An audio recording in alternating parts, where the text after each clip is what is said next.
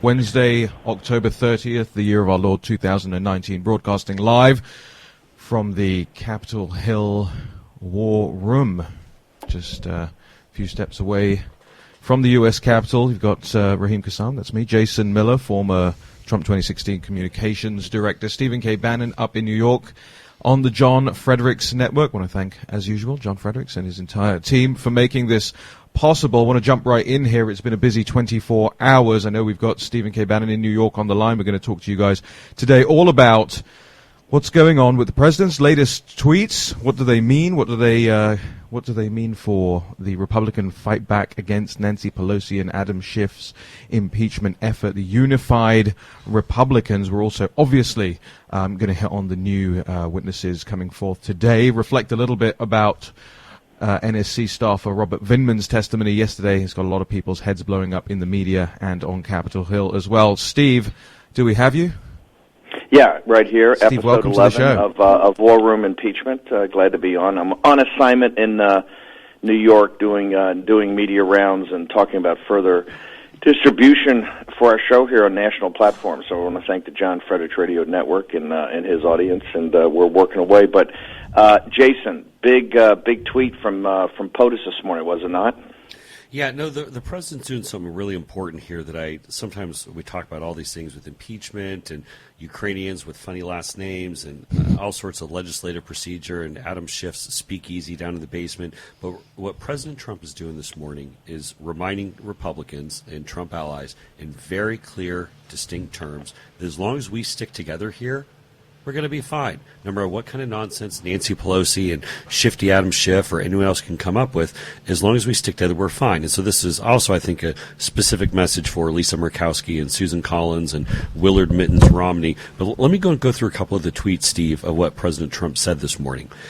When the first, Republicans are very unified and energized in our fight on the impeachment hoax with the do-nothing Democrats, and now are starting to go after the substance even more than the very unfair, or unfair, but we know unfair, process because just a casual... Unfair. That's just to own the words. Process because just a casual reading of the transcript. That's a heckle. By the way, that's a heckle for all the Ivy League Democrats, right? The Republicans. the Republicans. Right? Exactly. Not the real deal mega Republicans, but the Republicans. That's who we're just teasing. Right. But that's how we refer to Collins and Murkowski, as the Republicans.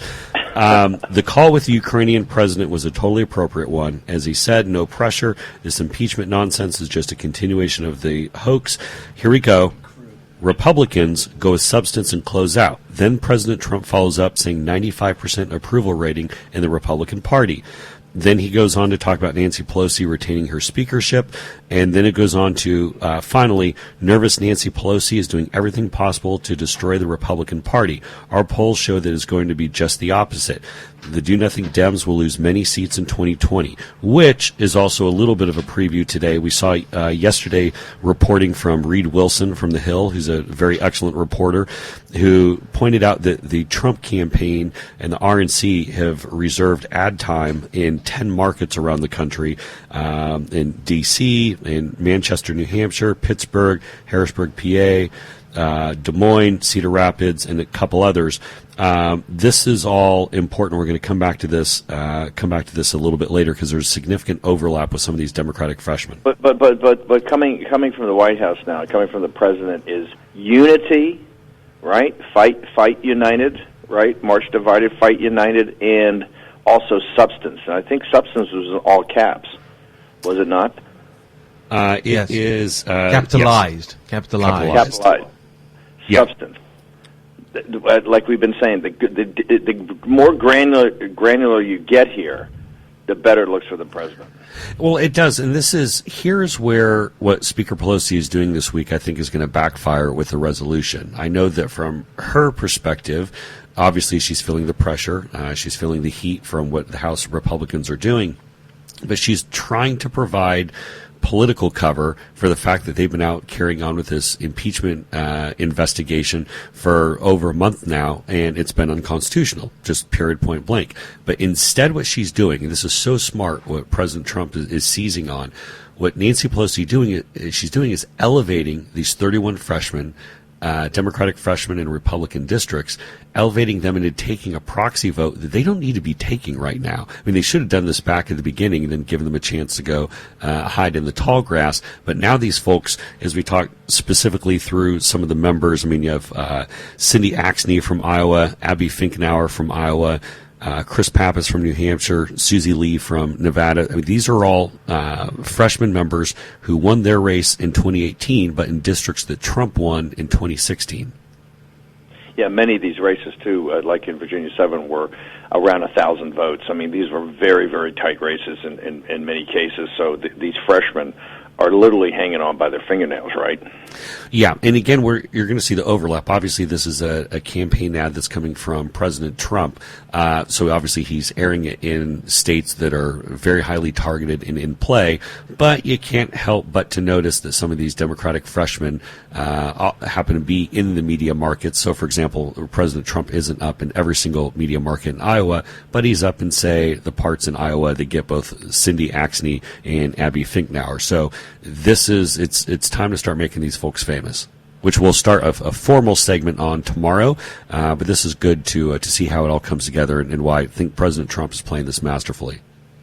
Before we go to what the mainstream media is obviously focused on, CNN, new front page, right column, New York Times, CNN, all morning on the testimony yesterday. Raheem, we're going to get into that in a second. I just want to talk about tomorrow's historic vote. We'll have more on this later in the show. But what's the politics of it internally? Here's the thing that I think is most important today. President Trump's talking about a unified approach among Republicans. President Trump's talking about unity among Republicans. President Trump's talking about substance coming now from Republicans, all the different aspects, outside groups, White House, RNC, the campaign, all of that. What is it? There was for Pelosi to bring this up, there's been huge infighting among the egos related to these committee chairs. This is what I tell people in the United States and China. Just remember, they're just as at each other's throats as we are. What's going on, Jason, in the Democratic camp? Well, in the Democratic camp, you're seeing a couple of things. First, you're seeing that many Democrats believe that Adam Schiff has done a poor job of managing this process. And it's almost, they started with Jerry Nadler driving the train here, and then many Democrats thought that his completely bungled hearing before with Corey Lewandowski just made himself look like an idiot. Corey Lewandowski, until they got to the staff lawyer, and that's why the staff lawyers are in this resolution. Before they got to the staff lawyer, even the Democrats agreed that Corey lit up the Judiciary Committee, correct? I mean, that was a complete meltdown on national TV. Absolutely, and Corey he crushed them, and it made them look like complete clowns, and so that's why you saw part of this push to say, we're going to move this away from Nadler and onto Schiff. And just so people realize, back in the 90s when I had this with Clinton, Judiciary ran everything. It was really Judiciary that ran the process. Well, now they've moved it to Adam Schiff, saying the Intel Committee is going to, I think part of the reason, in addition to just Nadler flailing, I think part of the reason, this is my speculation, is that they wanted to try to make this look more formal, have the excuse for having this being done in an unconstitutional manner behind closed door, but hide behind that veil of, well, it's the Intel Committee, so it has to be closed door. We have to do this in the skiff, except for when we leak the testimony and use it to drive a news cycle to beat up President Trump.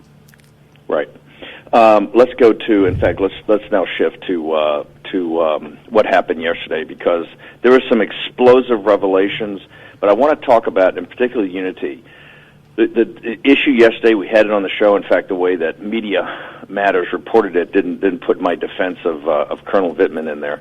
But we had this discussion about his patriotism, his intentions, and then Liz Cheney came out later in the day. Is that showing unity? Because the mainstream media, if you watch the cable shows last night, you read this morning, they're trying to say that this is a wedge between what they call the far right in the Trump base and the more centrist Democrats. Raheem, I want to address this concept of the patriotism of Colonel Vindman versus is he a traitor?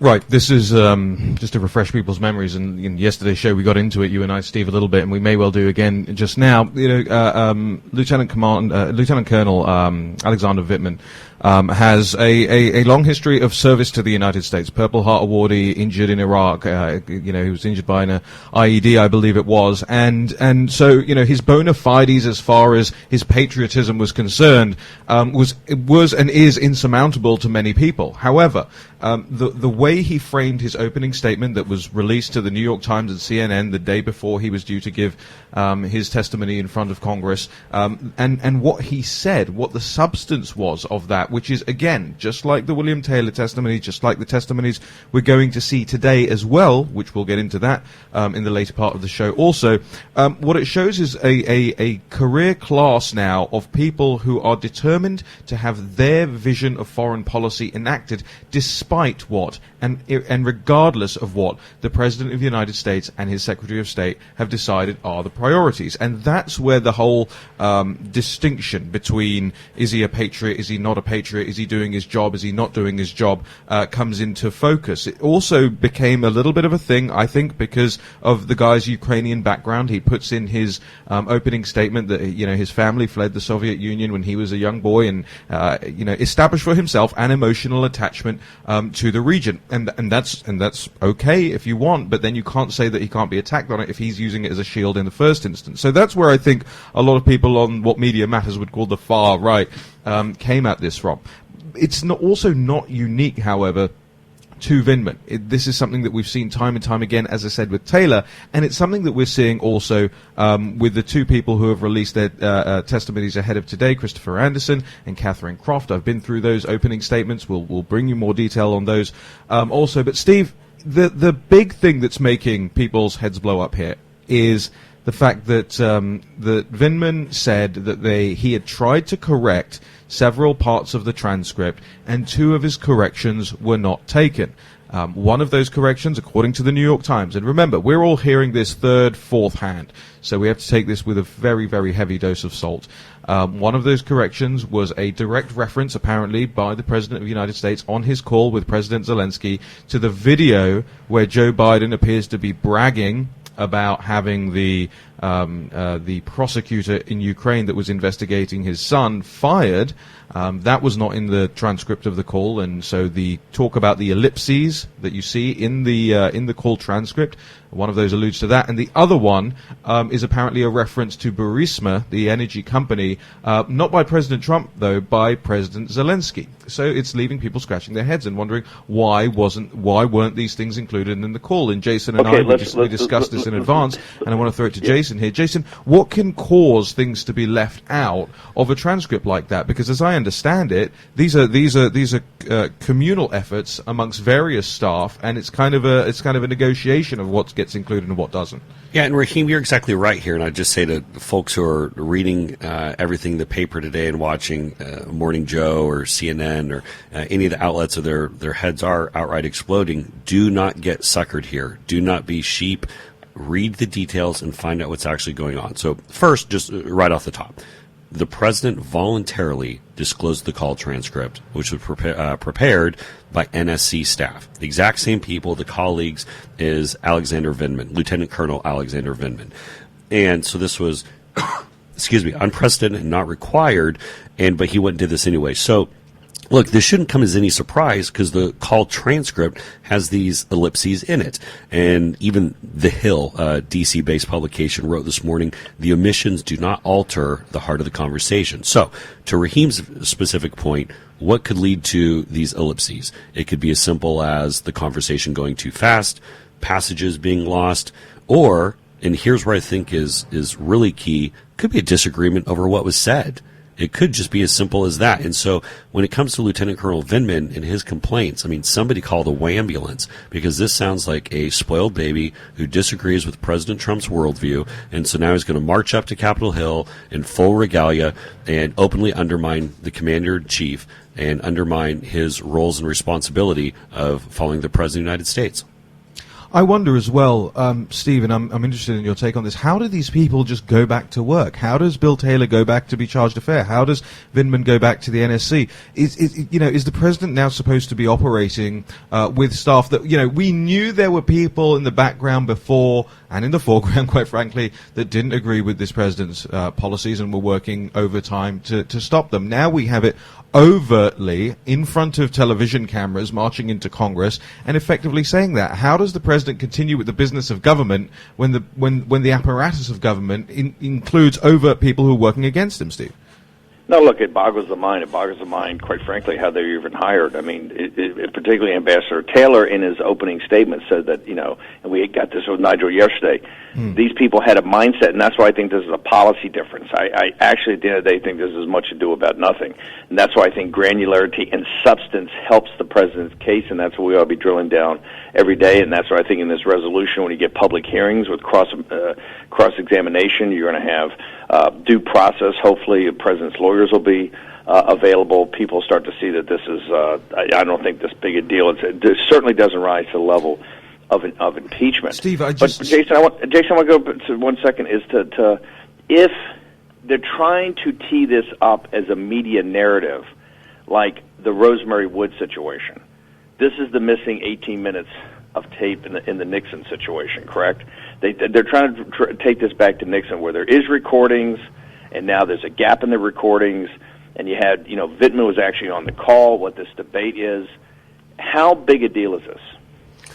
Well, the media wants to make this, they're trying to make every single news cycle the smoking gun. The sky is falling, it's the end of the world, and we've seen this go on for a month. And at a certain point, people are like, well, wait, what's going on? Because these selected leaked testimonies or these opinion comments, which really is what Lieutenant Colonel Vindman's doing, he's voicing his opinion, which it's America, you're free to do, although I don't think it's in order.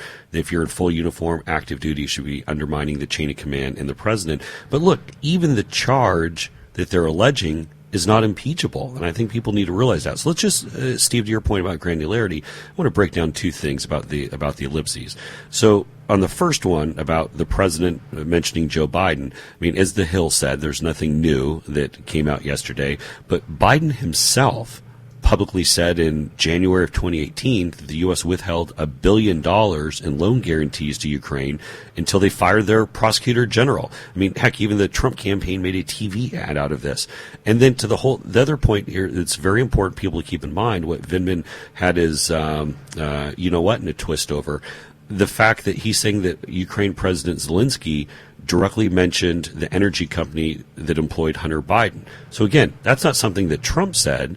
Allegedly, that's something that the President Zelensky said, and also let's not gloss over the fact that Hunter Biden was making a nice $50K a month from Burisma Holdings when he knows most he knows about energy is filling up his tank at the gas station. Or actually, he probably has an electric car that the energy he gets off a cokehead. Was that a cheap shot? That's coming in high and tight. That might go into a cheap. I don't like giving cheap shots, but okay, we've got a few minutes left in this first half hour. I want to go to Raheem's point about the patriotism of Vindman and Liz Cheney. We talked about unity. Liz Cheney comes out yesterday, and clearly that message was to the White House, was it not? That we got to stop attacking these. McCarthy was standing right in back of her. Walk the audience through what did Liz Cheney do? Why was it important? Is it play into unity, or is it does it make us ununited? Well, as far as the media is concerned, it makes the Republican Party split down the middle because they have one person who's willing to go out there and call it shameful to question the patriotism of Lieutenant Colonel Alexander Vindman. Cheney said, I'll quote, she says, I also want to say a word about something else that's been going on over the course of the last several hours and last night, which I think is shameful. And that is questioning the patriotism, questioning the dedication to country of people like Mr. Vindman, Lieutenant Colonel Vindman, who will be coming today, and others who have testified. We need to show that we are better than that as a nation, their patriotism, their love of their country. We're talking about decorated veterans who have served this nation, who have put their lives on the line. It is shameful to question their patriotism, their love of this nation, and we should not be involved in that process. And honestly, maybe I'll be very, very unpopular in saying this. I don't think that serving in the military gives you a free pass to undermine when you're working in government the policy of the President of the United States. I don't think it creates a shield for you by which to operate under whatever auspices you want to. And it's clear that between Vindman and Taylor and some of these other guys, they were operating on a completely different playing field. And here's the thing that people often forget: it wasn't Trump who refused the aid to the Ukrainians. Obama originally refused outright to assist Ukrainians against the Russian invasion. There was a whole thing about it, if you recall, back in 2015. Congress wanted him to do it.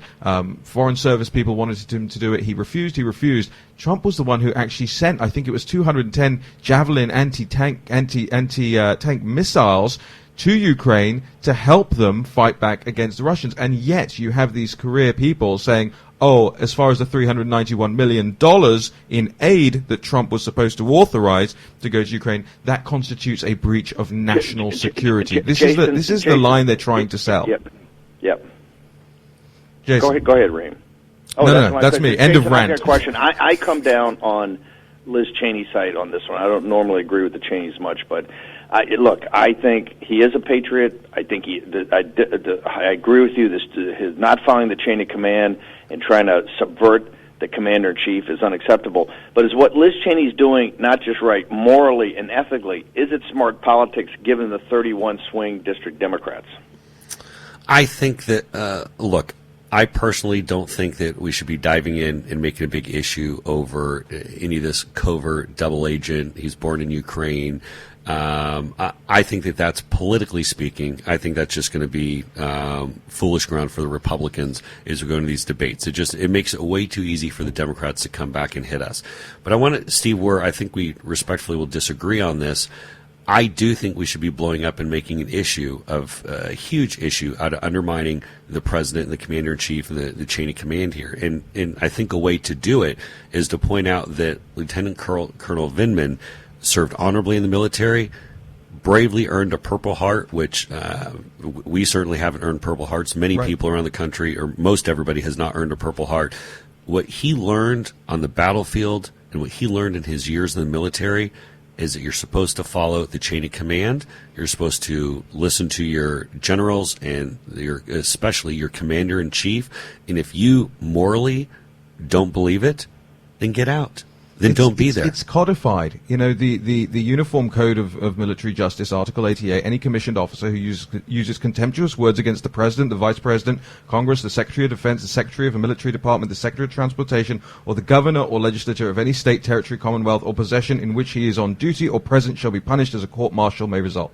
Boom. And you know what? And I'd take it even a step further and say, because of what we've seen, I see Lieutenant Colonel Vindman, his office should be moved to a broom closet somewhere down in the sub-basement of the EEOB. Or actually, that might even be too close. Let's have in one of those very nice state-of-the-art contractor warehouse buildings out in Sterling or Ruston Herndon.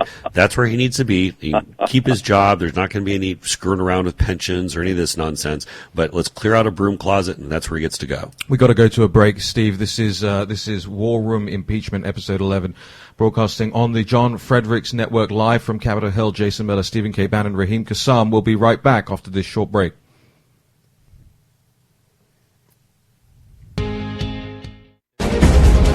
War Room Impeachment. Here's your host, Stephen K. Bannon.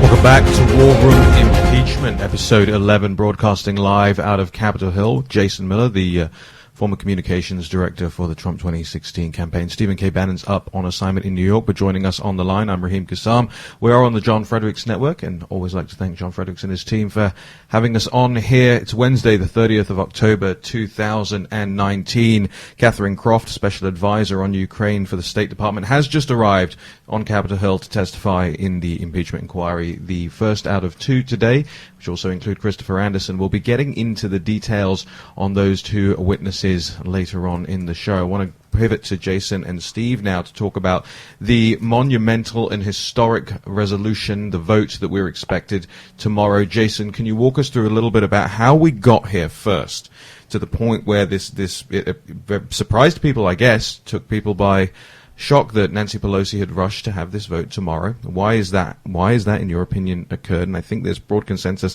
in this room about that. And what are the details on this? Yeah, and I think we go back to our weekend interview with David Rivkin, who's one of the best constitutional law scholars that's out there, that made the clear point that the way this is written up by the framers, this entire process thus far has been unconstitutional, because the House is supposed to have a vote at the very beginning to lay out exactly what the procedures are going to be and the terms, and to talk through that just in the exact same way that Republicans followed the rule.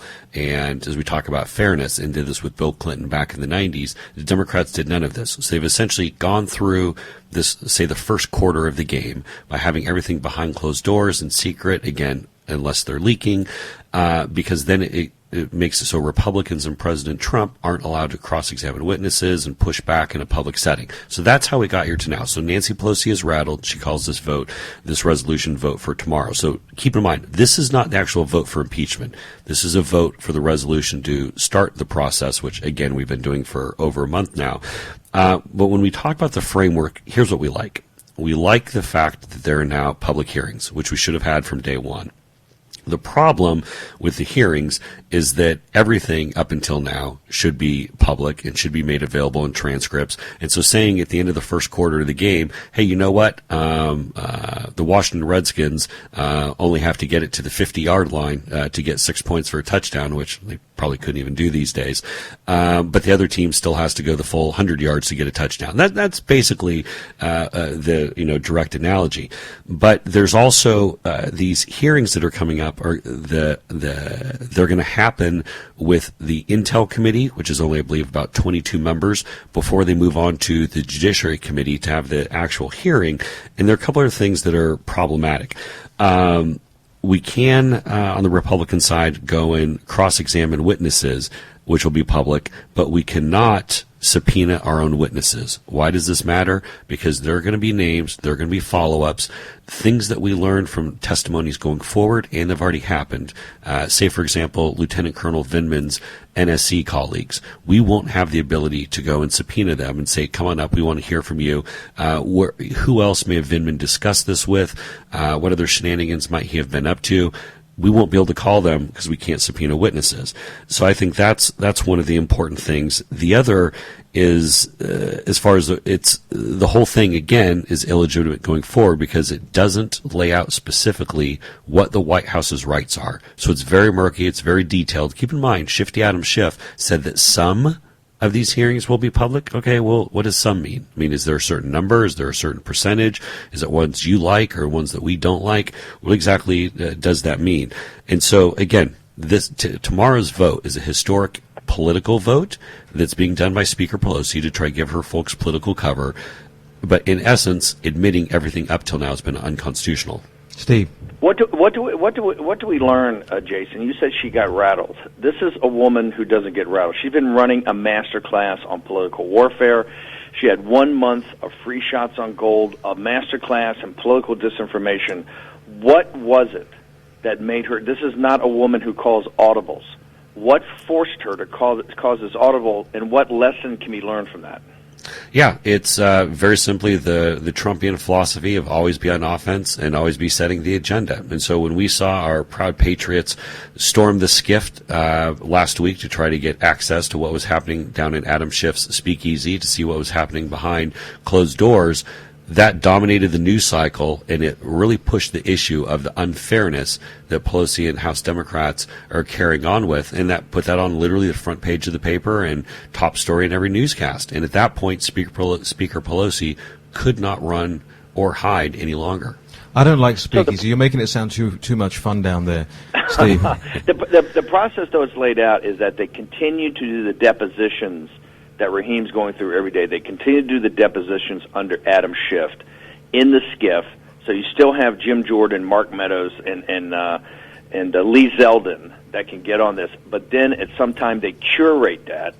They're going to curate that to get their best witnesses like Vindman and Taylor, et cetera. They'll curate that, pass it to judiciary, and that will be the public hearings.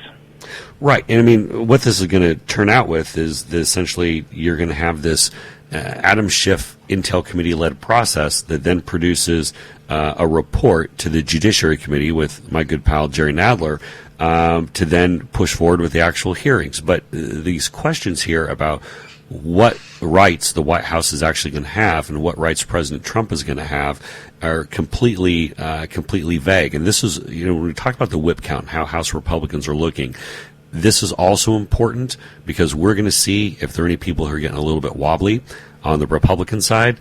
And my prediction for tomorrow, I don't think you're going to see any Republican defectors. As far as on the House side, I think that this is going to be even the folks who are retiring to go and take this vote right now. You're effectively ending your career. You don't think there'll be any Republicans? This will be a purely partisan vote by the Democrats. Yeah, and that's good for President Trump because that shows that Republicans are unified, that they're calling out the BS that the Democrats are carrying on with, and it sends a clear shot right across the bow to Susan Collins, Lisa Murkowski, and Mitt Romney that everyone's on the same page except for you three. So get with it.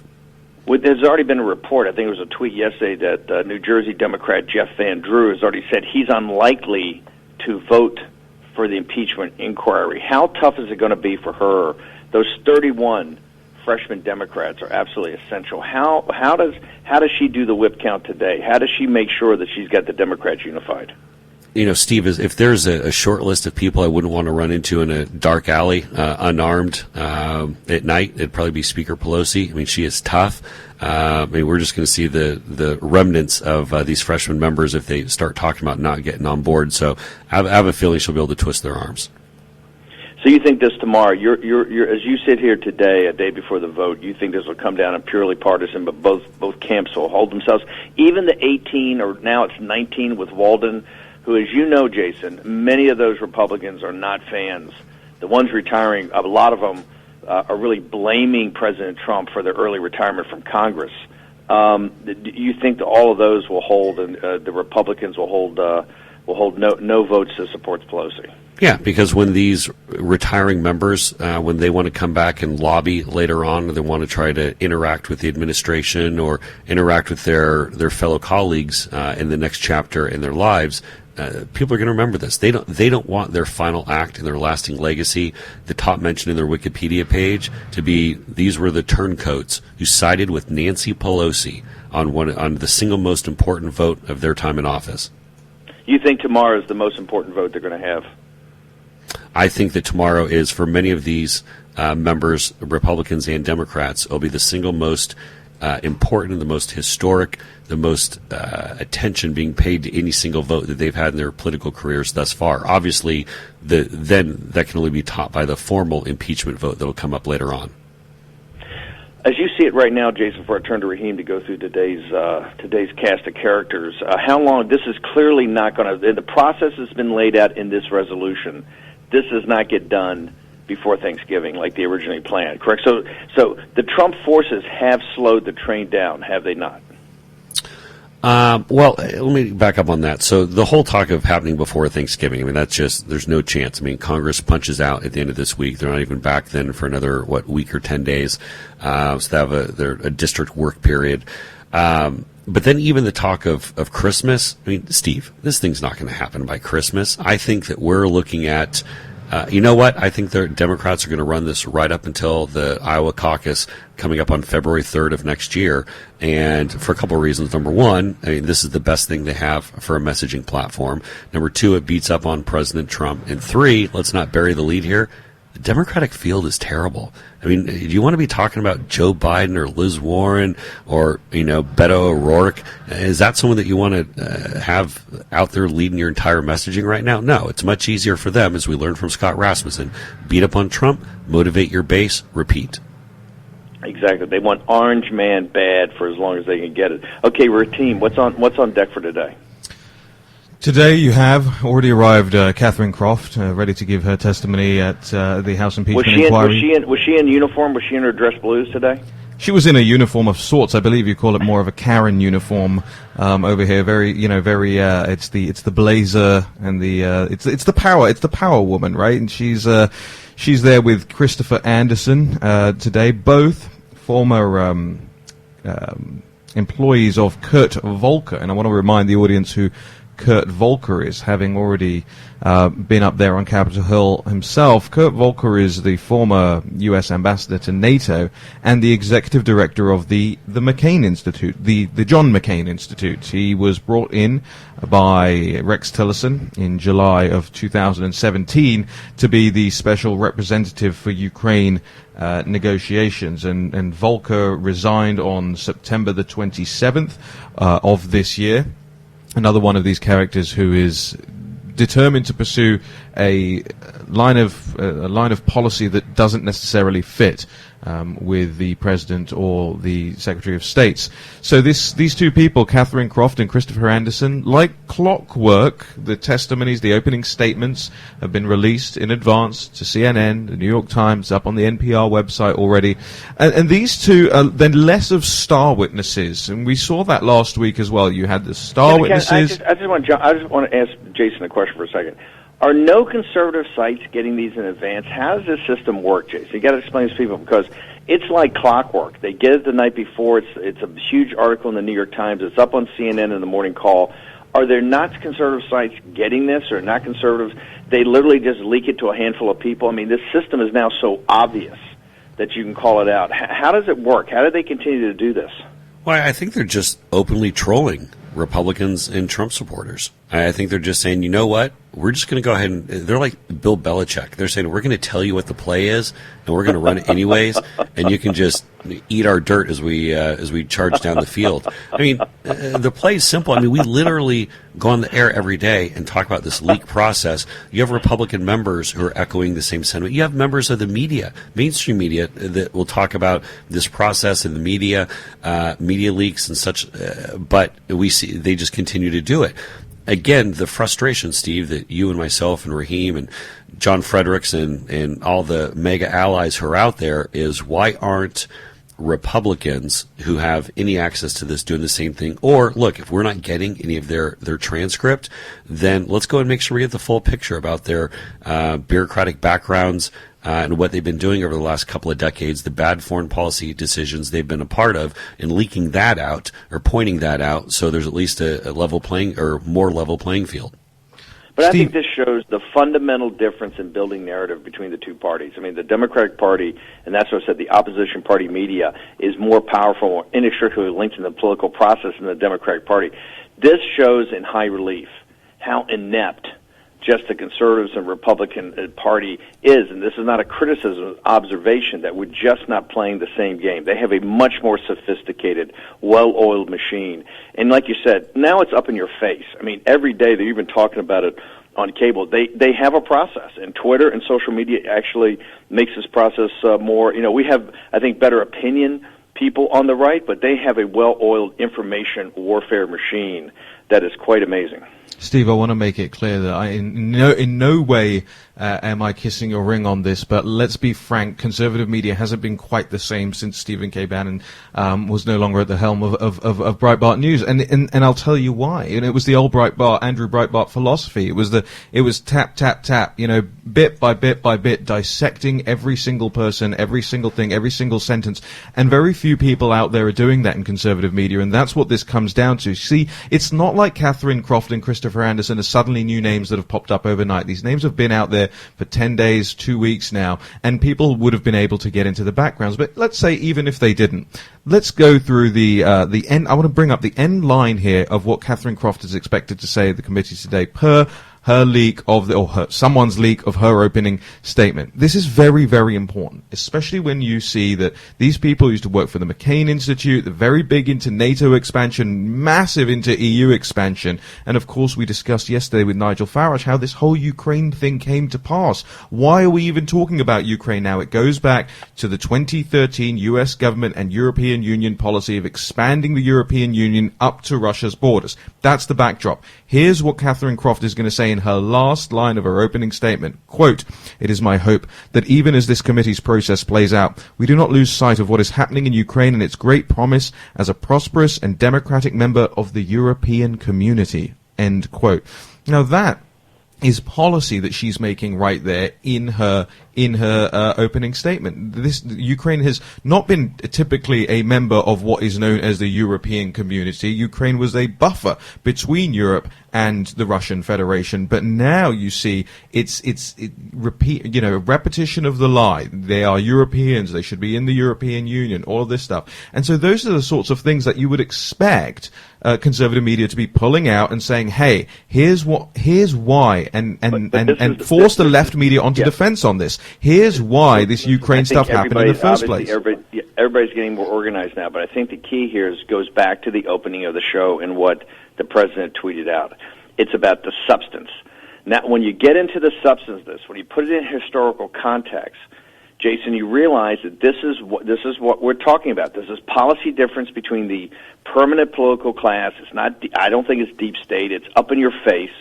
It's the national security and foreign policy bureaucrats that have a way of thinking, a way of acting. They totally buy into the globalist agenda. They totally buy into Hillary Clinton's agenda. They buy into the EU agenda.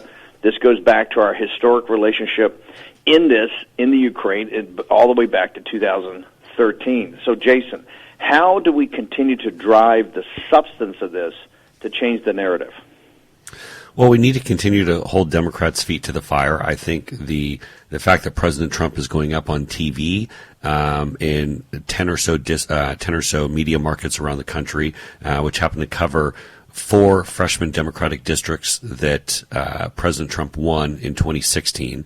I think that is one thing we need to continue to do. We need to continue to make these unelected career bureaucrats famous by calling them out. We need to do the same thing with some of these freshman Democratic members.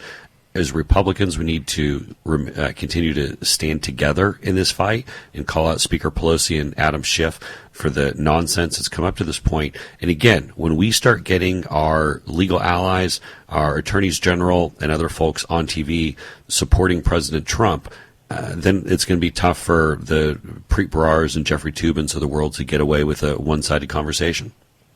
Real quickly, we've got 2 things I want to cover before we go. Raheem, number 1, Livingston. Jason, Raheem, why is Livingston becoming a news item overnight? What are they trying to do by bringing former Congressman Livingston, who was going to be the Speaker of the House before he dropped out in the last impeachment fiasco? Why are they trying to put Livingston? Why are they trying to make him now a news item? This dovetails with the testimonies that are going on today. You know, both Anderson and Croft are expected to talk about the parallel track on Ukraine that was going on, while the career State Department people had one set of ideas about what should go on there. There was other people, and they named people like Rudy Giuliani in their testimonies that had another idea of what was going on there. And this Livingston story, Robert Livingston, which the New York Times has the second biggest story on their site right now, you know, frankly, I think, as we all know, it's not absurd to have former congressmen turned lobbyists working for, you know, whoever.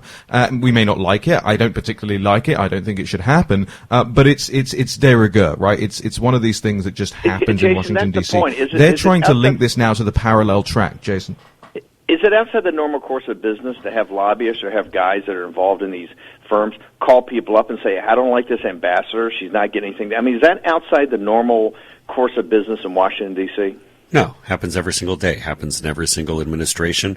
Probably going back to the beginning of this this whole exercise we call America. So this is something they're trying to take these items and make them bigger than they are. Yeah, and Steve, I want to go back to, again, there's what we call the swirl, everything that's happening out there with the media and what they want to talk about, these minor details they try to make major, like the ellipses. But the reason why they're putting all this this attention on, say, like a Livingston, which nice guy, not in the news anymore, nobody really cares. So it's really a red herring, because the facts are our friends. And we go through these specific testimonies, and we see that there's nothing that's concrete that's been put forward from any of these people about a quid pro quo, that it's just a rehashing of opinions and frustrations with the president over foreign policy positions. The Democrats do not want to talk about the facts. They want to kind of confuse us and throw different things out to have people think, oh, there must be something bad, when the fact of the matter is, no. Let's point to the fact that President Trump did nothing wrong. President Trump is innocent. We got a couple of minutes left. I want to start with you, Jason. Finish Raheem. Jason, in the next 24 hours, this historic vote that will come up tomorrow to start the formal inquiry of an impeachment process of President Trump, what should people be looking for? What can happen today that can change the dynamic on that vote? Well, I think you're going to see, I mean, if we follow the usual formula, we'll have a member walk out after each of the interviews today and selectively leak nuggets or say things like, as we saw from the genius Ted Lieu last week, where he came out and said, oh boy, today was terrible, horrible, no good, but I can't tell you anything about it, and then continue walking down the hallway. Then I'd say probably mid-late afternoon, we're going to see a selective leak of here several things that may or may not have been said behind closed doors today. That'll be out to go and push things forward. And then there'll be some, what I'm most interested in seeing is what is the leak that Speaker Pelosi and her team will put out late tonight or early tomorrow morning to try to make some of these Republicans who maybe there's a chance are a little wobbly, or any of these Democrats who maybe there's a chance they're a little bit wobbly, to go and try to scare them straight to go in her direction.